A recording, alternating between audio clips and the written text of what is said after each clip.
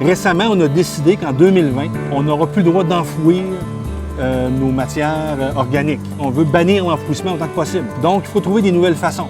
Le compostage sur site, c'est relativement récent.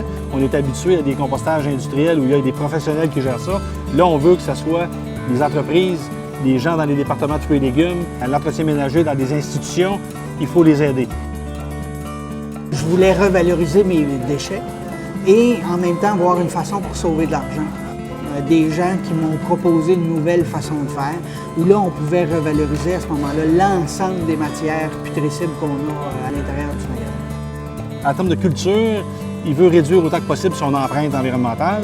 Donc, en compostant, il change beaucoup de comportement. Il va essayer de réduire à la source. Ça demandait une certaine adaptation au niveau de mes employés, mais tout le monde a embarqué, puis honnêtement, j'ai été extrêmement surpris du résultat. L'aire de restauration, on a changé, on a mis des bacs de recyclage, on a mis toute la vaisselle compostable, les ustensiles compostables pour qu'on ait le moins de manipulation possible. Ici, on est dans l'aire de préparation des fruits et légumes. Donc, ce qu'on fait, c'est qu'on coupe les feuilles excédentaires, puis là, on met les choses dans la boîte qui vont s'en aller après ça au composteur.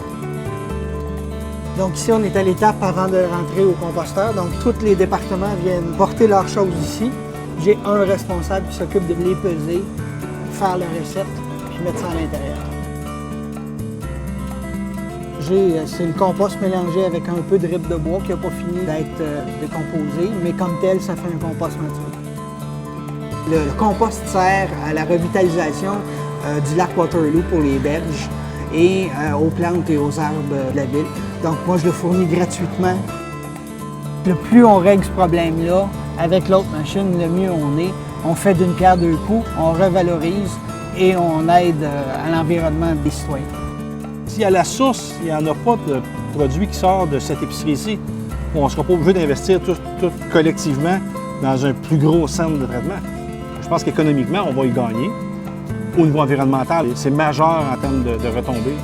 Il faut que chacun d'entre nous décide de faire quelque chose. Puis en bout de ligne, il y en a qui vont être surpris, ça peut être économiquement viable.